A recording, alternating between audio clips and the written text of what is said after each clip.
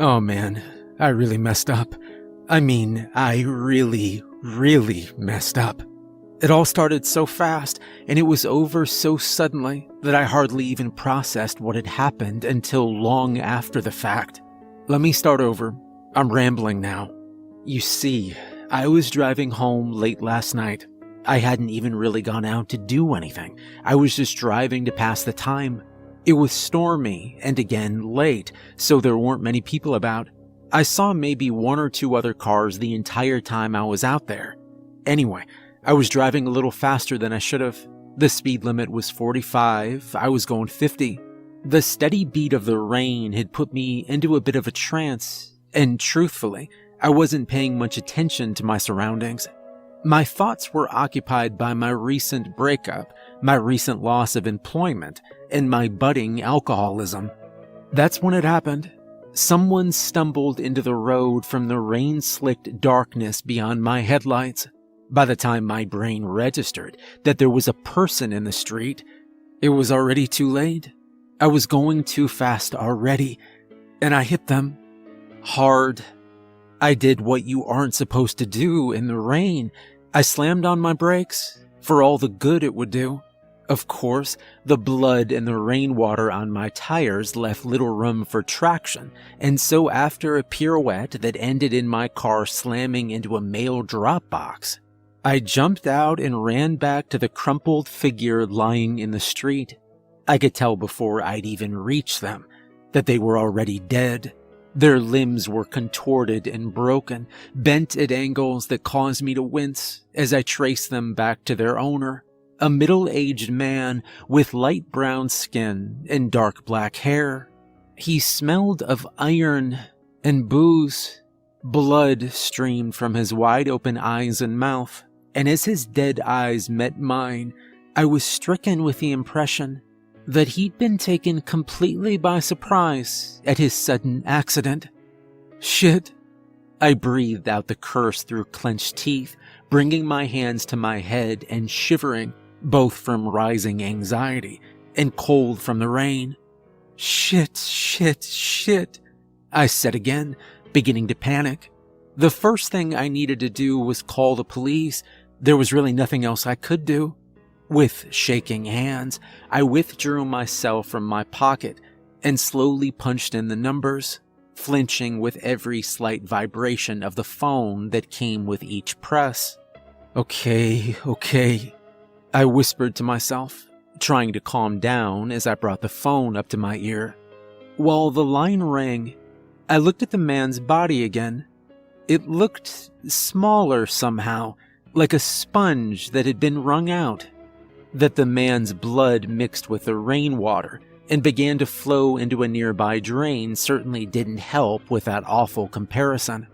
I turned away, the sight of the man I'd just killed causing revulsion in me, that revulsion bringing with it an overpowering guilt.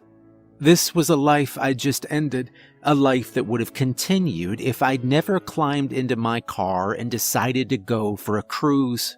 What right did I have to feel repulsed even by the sight of him? Was it that I should be spared the burden of witnessing the consequences of my actions?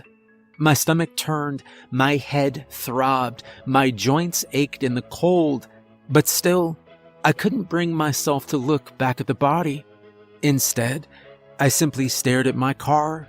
There was a slight dent on the rear passenger side door where it had hit the drop box, but beyond that, it was none the worse for wear. What really bothered me, however, was the blood on the hood and on the tires that I could see. It was everywhere, like it'd been sprayed all over the car from an aerosol can. The rain did little to wash it off. I could see rivulets of crimson streaming down the front and sides, but it seemed an endless font of blood from which they came. The sight caused me to gag, and I instead stared down at my feet. The phone was still ringing. Why wasn't anybody picking up? I waited for a few more seconds, then hung up and dialed again. When no one picked up, I dialed a third time. Then I finally heard a click. 911. What's your emergency? A deep, raspy voice brought the words from somewhere behind me. I was so scared I teared up. Slowly, I turned back towards where the voice came from, back towards the body in the street. A thin young man in a black business suit sat crouched over the body, looking down at the dead man with an apathetic, bored look as he took a drag from his cigarette. Got you pretty good, huh?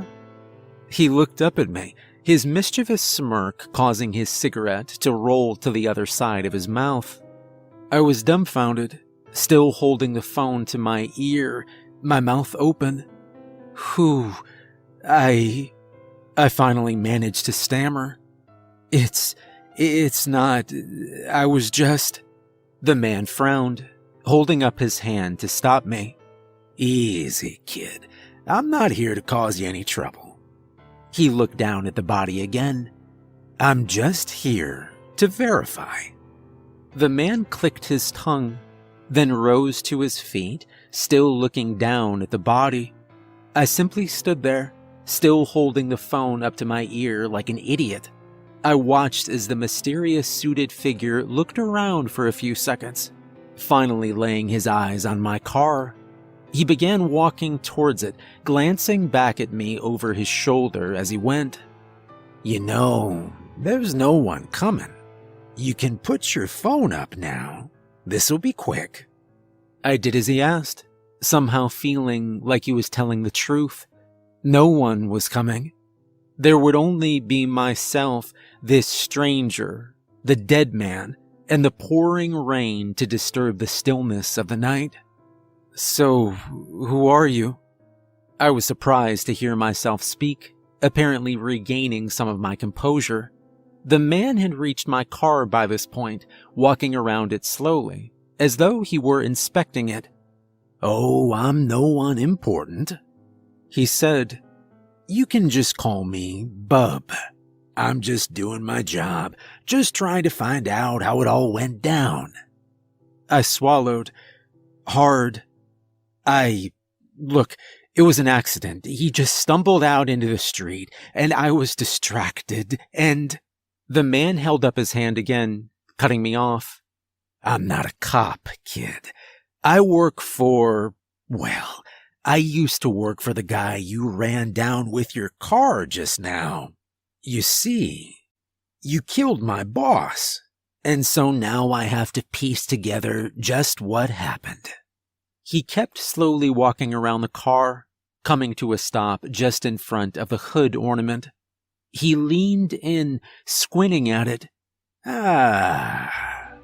He said, No way. Holy shit, no way. Bub was in stitches now, laughing uncontrollably as he doubled over, clutching his stomach and dropping his cigarette. I just stood and watched, confused and scared as ever. Holy shit. Bub barely managed to get the words out between fits of laughter. That's hilarious. It was a few more painfully awkward seconds of rainfall and bellowing laughter before I got any sort of explanation. When he'd finally settled down, he turned to me. So, I bet you have some questions, huh? I nodded, waiting for him to continue. Right. So, here's the deal. That guy you just killed over there. He pointed to the body in the street, which had since shriveled to the point where it now looked like a mummy. He was the devil? Satan, Lucifer, Old Scratch, whatever you want to call him. That's him there. Or, well, it was anyway. I just stared at the man, not really sure whether he was crazy or just messing with me. So that's Satan, Lucifer, and you're telling me I just killed him with my shitty old Buick? I asked. Bub laughed again. I know, man. Isn't that just the funniest thing you've ever heard? Like, what the hell are the odds? I failed to find any amusement in the situation. Anyway, Bub continued, wiping some of the water from his face, rules say you're the new boss now. Job comes with plenty of real sweet benefits. Immortality, though, not invincibility, as you've already seen. Pyrokinesis, limited precognition, psychokinesis, teleportation, flight, immunity to illnesses both terminal and mundane, immeasurable wealth, mind power, demonic possession, summoning of servants both mortal and immaterial, dominion over... Wait. Hold on. I cut him off. He looked at me, impatiently crossing his arms. What the hell are you talking about? I don't even believe in the devil, or heaven or hell, or any of that shit. We just need to call the police. I don't want it to look like...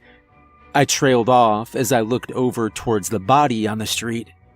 It was gone. The blood was still there, but the corpse had completely vanished, replaced by a few trace clumps of a powdery substance that was being washed away by the rain. Bub saw my shock and continued, Look, I've had a long day already, and this is no doubt just gonna create more work for me. Sure, we could do the whole prove your power spiel. I could conjure a flaming skeleton, or turn into a dragon, or whatever. But the look on your face tells me that you know I'm at least partially telling the truth. He was right. I did believe him. Not about all of it, sure, but whatever I'd hit with my car definitely wasn't human. There's no way it could have been. Well, I said, trying to choose my next question carefully. Just how did I kill the devil with my car? Bub chuckled again, pointing to the hood ornament on my Buick. You see this? The metal that was used to make this was special, not just holy. It's one-of-a-kind divine magic, power that came straight from the old man in the sky. 3 wise men weren't guided by a star in the nativity story. It was a meteor. Not very many know about this, but it's true. I looked at my Buick, piecing together what Bub was trying to say. Well, it seems some of the iron from the meteor managed to make its way into the ground somewhere, where it was mined out and turned into tools, piping, bridge supports, and car parts. So, you see, your car here was one of the only things on the planet that could kill the devil. And as it just so happens, he got piss drunk tonight and stumbled right in front of it. I shook my head and scoffed, a smile forming on my lips against my will. It really was unlikely, but if true, it was pretty funny. Right. So like I said, rules say you're the new boss, so you'd better get packing. King of Hell gets some pretty sweet digs. Island in the tropics, castle in the Alps. Hell, you could even get yourself a steampunk fortress in the clouds. Sky's the limit. I rubbed my chin and thought, King of Hell. It's got a nice ring to it, and it's not like I had anything else going for me anyway. When do I start? I was surprised to hear myself ask. Bub smiled at me. You start tomorrow, kid. Or should I say, sire. There's paperwork to sort out, assets to arrange, you know how it goes. I didn't know how it went, but I nodded anyway. So if we're done here, I guess I'll send you home now. Bub raised his hand, preparing to snap his fingers. Oh, but I should tell you first. He flashed a wicked grin at me. Not all your employees have your best interests at heart. You'll be on their radar now, so do try to be careful. And if I were you, I'd hide that car of yours somewhere no one will ever find it. He snapped his fingers, and I was stood in front of my apartment complex, my Buick parked neatly in my usual space behind me. I suppose that leads me back to now. It's still night out, and I'm having trouble sleeping. I'm starting to think I've made a horrible mistake. So, I put the question to all of you. Does anyone know how to run an empire? If so, give me a ring. I could sure use all the help I can get.